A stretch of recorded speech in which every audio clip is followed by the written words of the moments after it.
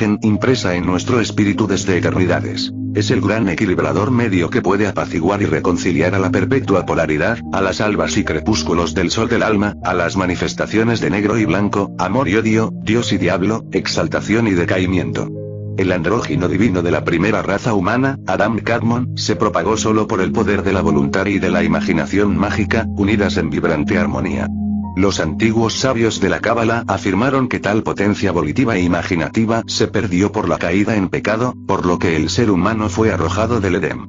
Esta magnífica concepción sintética de la Cábala hebraica tiene por base una tremenda verdad. Siendo así, es precisamente función de la magia sexual restablecer dentro de nosotros mismos esa unidad original divinal, del andrógino paradisíaco. Cierto sabio dijo enfáticamente lo siguiente: obra la magia sexual transfigurando corporalmente y procura una acentuación ideal a lo sexual en el alma. Por eso son capaces de magia sexual solo los seres que tratan de superar el dilema dualista entre el mundo anímico y el de los sentidos, quienes dotados de íntima vela, se hallan absolutamente libres de cualquier especie de hipocresía, mojigatería, negación y devaluación de la vida.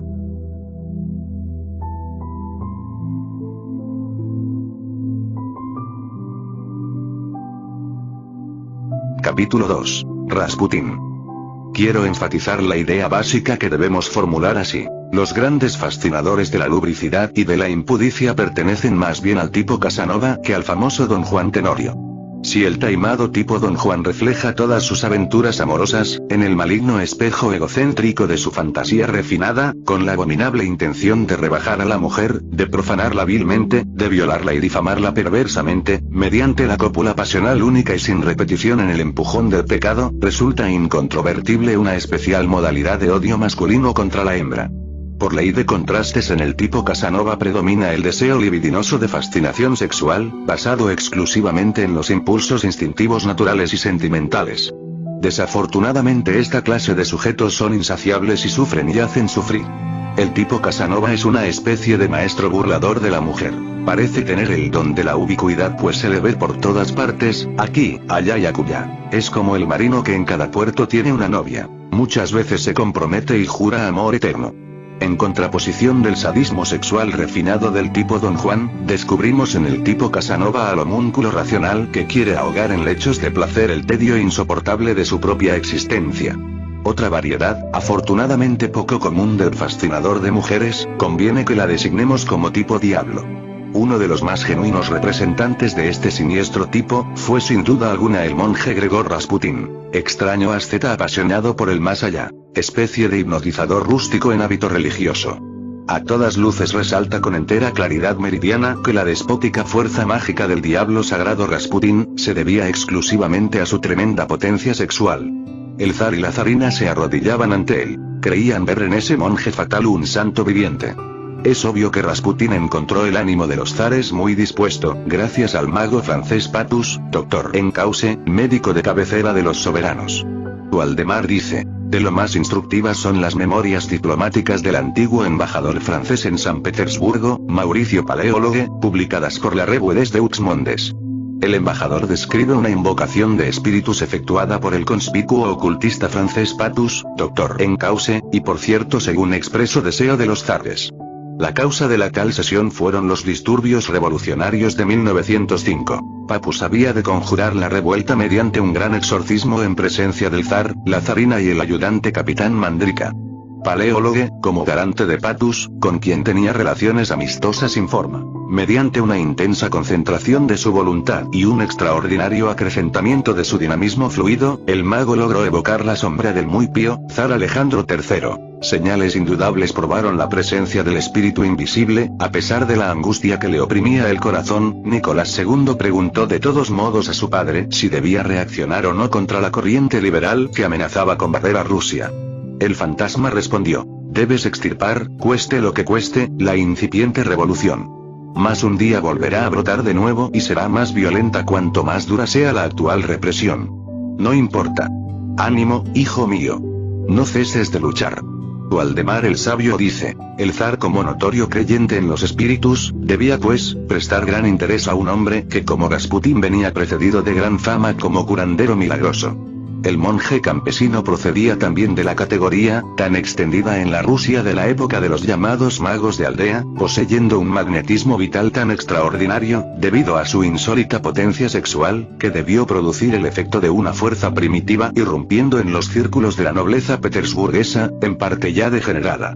Una de sus primeras proezas en la corte fue tratar magnéticamente al heredero del trono, enfermo de hemofilia, logrando contener sus hemorragias, cosa que los médicos no habían conseguido. Continúa el sabio Waldemar diciendo: desde ese instante temblaron ante él grandes duques, ministros y toda la camarilla de la nobleza, pues la circunstancia de que tuviera en sus manos la vida del zarevich le granjeó la ilimitada confianza del zar y la zarina. Y esta confianza la supo utilizar en su provecho muy cabalmente. Gobernó a su antojo a los zares, y por ende a Rusia. Al aumentar constantemente su poderío, un grupo de adversarios de elevada alcurnia y posición, a cuya cabeza se hallaban el príncipe Yusupov y el gran duque Pavlovich, decidió suprimir al importuno monje milagroso. Y así, en una cena en el palacio del príncipe citado, le fueron servidos al monje invitado manjares y bebidas emponzoñados con cianuro de potasio, en dosis tan fuerte, que hubiera bastado para matar a una veintena de hombres o más en unos segundos. Pero Rasputín comió y bebió con creciente apetito. El veneno no parecía surtir efecto alguno sobre él.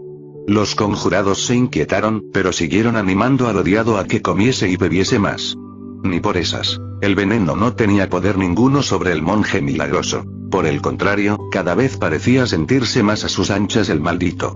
En consecuencia, los conjurados acordaron que Yusupov le matara con una pistola. Disparó, pues, el príncipe, desplomóse de bruces en el suelo Rasputín, y los conjurados le dieron ya por muerto.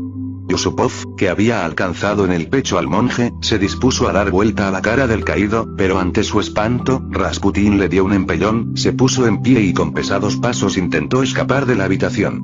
Entonces el conjurado Porischkevich hizo 4 disparos contra el monje, quien volvió de nuevo a desplomarse, alzóse otra vez, siendo ahora golpeado a bastonazos y patadas por el furioso Porischkevich, hasta que pareció definitivamente rematado. Pero la vitalidad de Rasputín era tal, que aún dio señales de vida cuando los conjurados metieron su fornido cuerpo en un saco, el cual ataron, arrojándolo luego desde un puente entre los témpanos del Neva. Este fue el final trágico de un hombre que hubiera podido autorrealizarse a fondo.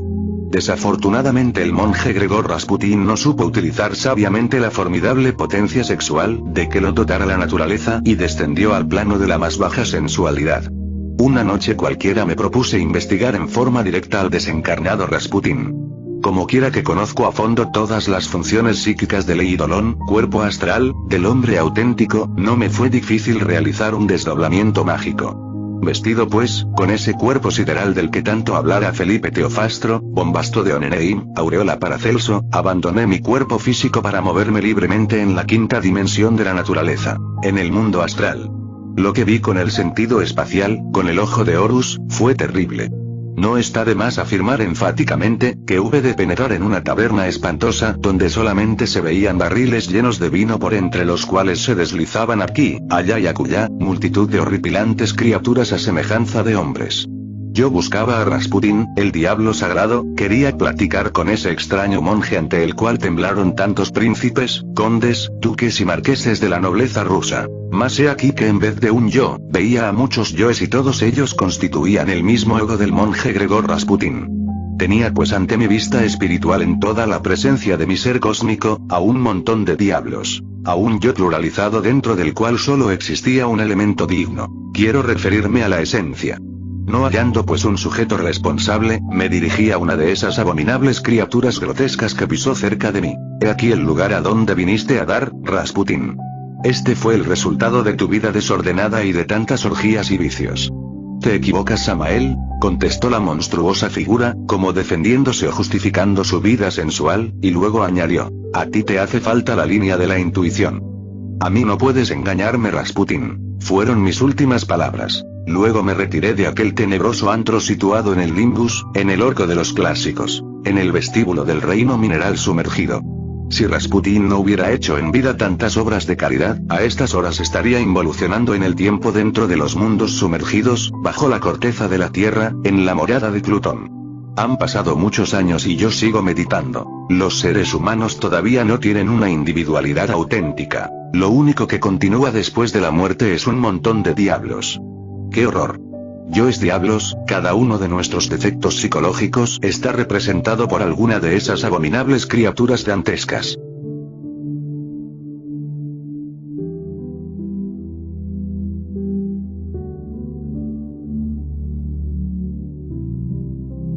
Capítulo 3. El diablo prestidigitador. Espalmaría la existencia de un medianero plástico extraordinario, en ese homúnculo intelectual equivocadamente llamado hombre. En forma enfática quiero referirme al plexo solar, centro emocional, sabiamente colocado por la naturaleza en la región del ombligo. Es incuestionable que este magnífico ascendiente, del bípedo tricerebrado o tricentrado, se satura íntegramente con la esencia sexual de nuestros órganos creadores. Se nos ha dicho que el ojo mágico del vientre es estimulado frecuentemente por el hidrógeno sexual SI-12, que sube desde los órganos sexuales. Es pues un axioma inquebrantable de la filosofía hermética el que en la región del vientre existe un poderoso acumulador energético sexual. Mediante el agente sexual cualquier representación puede tomar forma en el campo magnético del plexo solar. Lo ideoplástico representativo constituye en sí mismo el contenido del bajo vientre. En modo alguno exageramos cuando enfatizamos la idea básica de que en el vientre se gestan los yoes que surgen más tarde a la existencia. Tales entidades psicológicas, ideoplásticas, de ninguna manera vendrían a la existencia sin el agente sexual. Cada yo es pues una viva representación psicológica que surge del vientre. El ego personal es una suma de yoes. El animal intelectual es ciertamente una máquina controlada por diversos yoes. Algunos yoes representan la ira con todas sus facetas, otros la codicia, aquellos la lujuria, etcétera, etcétera, etcétera. Esos son los diablos rojos citados por el libro de los muertos del antiguo Egipto. En nombre de la verdad es indispensable decir que lo único digno que llevamos dentro es la esencia. Desafortunadamente esta en sí misma está dispersa aquí, allá y acullá, enfrascada entre cada uno de los diversos yoes. El diablo prestidigitador toma forma en la potencia sexual. Algunos yoes muy fuertes suelen producir variados fenómenos físicos asombrosos. Waldemar relata el siguiente caso. El prestigioso síndico, de la ciudad de San Miniato, al Tedesco, situada entre Florencia y Pisa, tenía una hija de 15 años, sobre la que vino el demonio de manera que causó sensación en el país. No era solo que la cama en que estaba la muchacha se moviese de un lado a otro de la habitación, de manera que tan pronto estaba contra una pared como contra la otra, sino que el demonio rompió gran cantidad de cacharros en la casa, abría puertas y cajones y armaba tal batahola, que los moradores pasaban la noche temblando y llenos de espanto. En presencia de los padres fue la hija atacada de tal modo por el maligno, que a pesar de súplicas e imploraciones de la muchacha, la asió por las caderas y la elevó por el aire. En vano llamó ella invocando, Santa Virgen María. Ayúdame a salvarme, pues, y esto ante la presencia de cientos de habitantes de la ciudad, fue arrastrada por la ventana, ondeando varios minutos ante la casa y sobre la plaza de mercado. No es pues, de extrañar que casi toda la ciudad corriera ya, hombres y mujeres, pasmándose ante lo inaudito y espantándose por la crueldad del diablo, haciéndose a la par lenguas del valor de la muchacha. Un relato de la época dice, todos se hallaban aterrados y conmovidos hondamente por el aspecto de la madre y de las mujeres de la familia, que con el cabello suelto se arañaban con las uñas las mejillas, se aporreaban el pecho con los puños y llenaban el aire de lamentos y alaridos cuyo eco resonaba por las calles. La madre sobre todo, gritaba ora a su hija, ora al demonio, pidiendo a este que echara sobre ella toda la desgracia. Luego se dirigió de nuevo a la gente, especialmente a las madres, para que se arrodillasen con ella implorando ayuda a Dios, cosa que todas hicieron al instante. ¡Oh Dios santo! Seguidamente se precipitó la hija desde arriba sobre su madre, y consoló a la medio muerta, con semblante alegre. Abandona el temor, madre mía. Cesa de llorar, que aquí está tu hija. No temas por el fantasma del diablo, te lo ruego. ¿Crees acaso que fui torturada y vejada? Pero más bien me encuentro colmada de una deliciosa e indecible dulzura, pues siempre el amparo de todos los desconsolados ha estado a mi lado, ayudándome y hablándome para darme ánimo y constancia. Así, me decía, se gana el cielo. Estas palabras llenaron a los presentes de alegría y asombro al mismo tiempo, y se fueron aliviados de allá. Pero apenas hubo regresado la familia a su casa irrumpió de nuevo el diablo, y lanzándose con toda violencia sobre la muchacha, la asió de los cabellos, apagó las lámparas y velas, volcó cajas y cajones y todos los objetos de menaje, y cuando de nuevo pudo encender luces el padre, la hija se arrojó sobre el crucifijo de la casa y clamó con voz desgarradora: «Haz que me trague la tierra, oh Señor, antes de abandonarme. Sosténme y libérame, te lo imploro encarecidamente». Y, en hablando